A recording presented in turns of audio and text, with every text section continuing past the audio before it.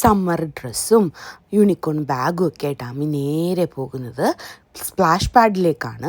കുട്ടികൾക്ക് പിന്നെ വീക്കെൻഡ് ആയി കഴിഞ്ഞ് കഴിഞ്ഞാൽ വീട്ടിലിരിക്കുന്നത് ഇഷ്ടമേ അല്ല. എവിടെയെങ്കിലുമൊക്കെ പോകണം, ബീച്ചിലോ സ്പ്ലാഷ് പാഡിലോ അല്ലെങ്കിൽ പാർക്കിലോ അങ്ങനെയൊക്കെ. ഞാനിവിടെ ആമി കളിക്കുന്നത് നോക്കി വെയിറ്റ് ചെയ്തിരിക്കുകയാണ്. ചേട്ടനാണെങ്കിൽ ഫോണിൽ ആരോടോ സംസാരമാണ്. ഇവിടെ പിന്നെ സമ്മറിൽ മാത്രമേ ഇങ്ങനെ കുട്ടികൾക്ക് എൻജോയ് ചെയ്യാൻ പറ്റുള്ളല്ലോ. ബാക്കിയൊക്കെ വിൻ്ററിൽ ഇൻഡോർ ആക്ടിവിറ്റീസ് അല്ലേ പറ്റൂ. കാനഡയിൽ സ്പ്രിങ് മാറി സമ്മറിലേക്ക് കടക്കുന്നതേ ഉള്ളൂ. അതുകൊണ്ട് അത്യാവശ്യം തണുപ്പൊക്കെ ഉണ്ട്.